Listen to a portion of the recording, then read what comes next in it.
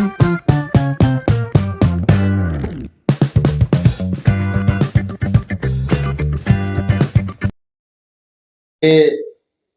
આદમી પાર્ટીની પ્રેસ કોન્ફરન્સમાં ઉપસ્થિત સૌ મીડિયા મિત્રોનું સ્વાગત છે।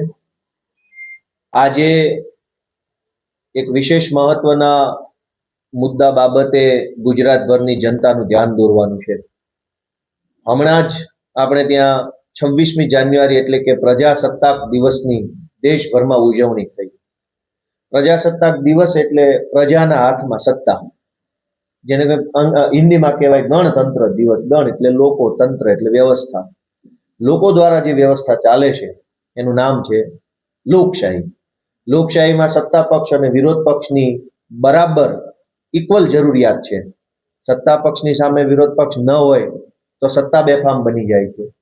એટલે સત્તાને બેફામ બનતી રોકવા માટે, લોકશાહીના મૂલ્યોનું જતન કરવા માટે અને જનતાના હિતને નુકસાન થાય એવા કોઈ નિર્ણયો સરકાર દ્વારા લેવાતા હોય તેવા નિર્ણયોનો વિરોધ કરવા માટે ભારતના બંધારણમાં જ વિરોધ પક્ષની જોગવાઈ કરવામાં આવી।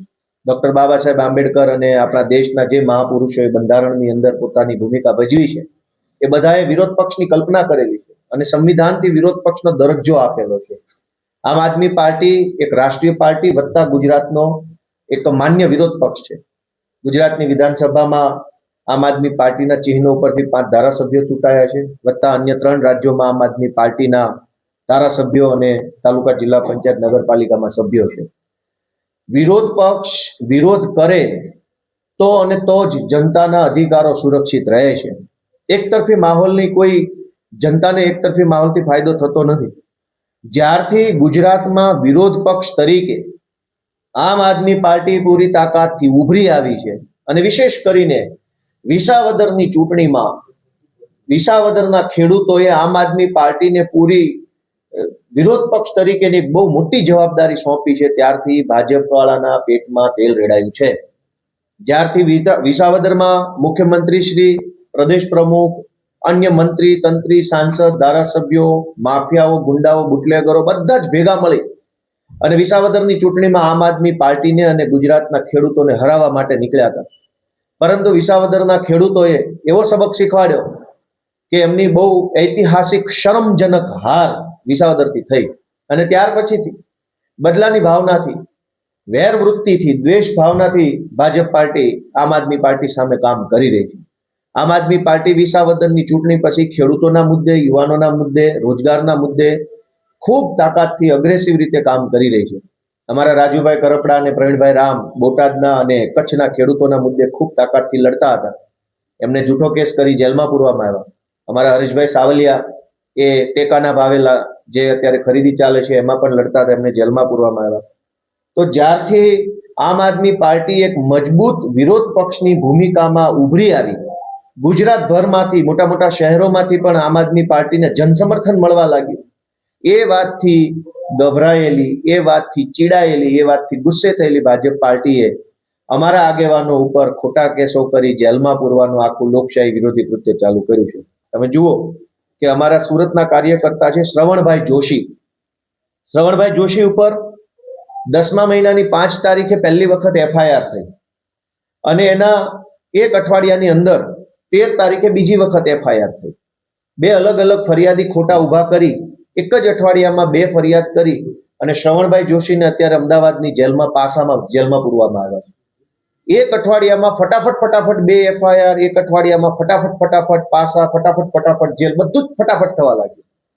અમારા વિસાવદરના મારા મિત્ર, અમારા આગેવાન અને જુનાગઢ જિલ્લાના આમ આદમી પાર્ટીના પ્રમુખ હરેશભાઈ સાવલિયા ઉપર 27 તારીખે એક FIR કરવામાં આવી, 27 ડિસેમ્બરે, અને 30 ડિસેમ્બરે બીજી ફરિયાદ કરવામાં આવી। 3 થી 4 દિવસના ગાળામાં ઉપરા ઉપરી 2 ખોટી ફરિયાદો કરી અને એમને પણ આજે અમદાવાદની અંદર જેલમાં પાસામાં મોકલવામાં આવ્યા। અમારા રાજુભાઈ કરપડા અને પ્રવીણભાઈ રામ, એમની ઉપર 13/10 એક ખોટી ફરિયાદ કરવામાં આવી અને ત્યાર પછી 15 દિવસના ગાળામાં 1/11 બીજી ફરિયાદ કરવામાં આવી। તમે જુઓ કે એક બાજુ ગુંડાઓ, બુટલેગરો, માફિયાઓ, તોડબાજો, વ્યાજે રૂપિયા ફેરવનારાઓ, જમીનો પચાવી પાડનારાઓની વિરુદ્ધમાં પોલીસ સ્ટેશને જો ફરિયાદ આપવા જઈએ તો ફરિયાદ લેવાતી નથી. ધક્કા ખાઈ ખાઈને માણસ કંટાળીને છોડી દે છે.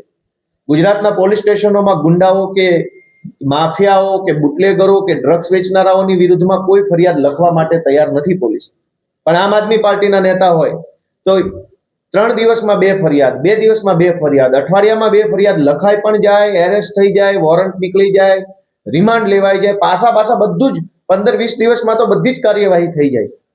આટલી જલ્દી કાર્યવાહી જો ગુજરાતની અંદર માફિયાઓ ગુંડાઓને પકડવા માટે થતી હોત, બુટલેગરોને પકડવા માટે થતી હોત, નાના માણસોની મિલકત પચાવી પાડનારા લોકો ઉપર થતી હોત, તો ગુજરાતની જનતા આજે એક શાંત અને સલામત વાતાવરણની અંદર જીવી શકતી હોત. મારે એટલું કહેવાનું છે કે જેટલો કાયદો કાનૂન કોર્ટ કચેરી આવતો એ બધો જુલમ ભાજપ વાળા કરી લે તો પણ અમે ડરવા વાળા માણસો નથી, અમે લડવા વાળા માણસો છીએ. ફાંસી નહીં મળે ત્યાં સુધી અમે ભાજપ સામે લડતા રહીશું, જીવતા રહીશું. ત્યાં સુધી તાનાશાહી સામે, દાદાગીરી સામે, ભાજપની ગુંડાગીરી સામે લડતા રહીશું અને વિરોધ પક્ષ તરીકે અમારી જે જવાબદારી છે એ જવાબદારી અમે પૂરી કરતા રહીશું. વધુમાં ગુજરાતના લોકોને પણ એક અપીલ છે કે ગુજરાતમાં આજ પોલીસ સ્ટેશનોની પરિસ્થિતિ શું છે. એક સામાન્ય નિર્દોષ પીડિત માણસ પોતાની ફરિયાદ આપવા જતા પણ ડરે છે, કેમ કે તમે ફરિયાદ આપવા જાઓ તો પોલીસ તમને ગુનેગાર બનાવી દે, આરોપી બનાવી દે. અનેક જગ્યાએ અનેક ઘટનાઓમાં આપણે જોયું છે કે પોલીસ ઉપર બુટલેગરોએ કાર ચડાવી દીધી, વાહન ચડાવી દીધા, એક્સિડન્ટો કરી નાખ્યા. અનેક જગ્યાએ માથાભારે માણસો અમદાવાદમાં, રાજકોટમાં ખુલ્લી તલવારો લઈને ફરે છે અને સીધો ગુજરાતની ભાજપની સરકારને ચેલેન્જ આપે છે કે ગુંડાઓનું સરકાર શું બગાડી લે છે. જે ભાજપની સરકાર ગુજરાતમાં ગુંડાઓ, બુટલેગરો, માફિયાઓ, તોડબાજો એને કંઈ નથી કરી શકતી, એમના ઉપર કાર્યવાહી નથી કરી શકતા, એમને નથી પકડી શકતા, એટલે અમારા જેવા વિરોધ પક્ષના આગેવાનોને, સામાન્ય પરિવારમાંથી આવતા નેતાઓને જેલમાં પૂરવાનું ષડયંત્ર ચાલુ છે. અમારા શ્રવણભાઈ જોશી, હરેશભાઈ સાવલિયા, રાજુભાઈ કરપડા, પ્રવીણભાઈ રામ આ બધા જ અત્યારે જેલમાં છે.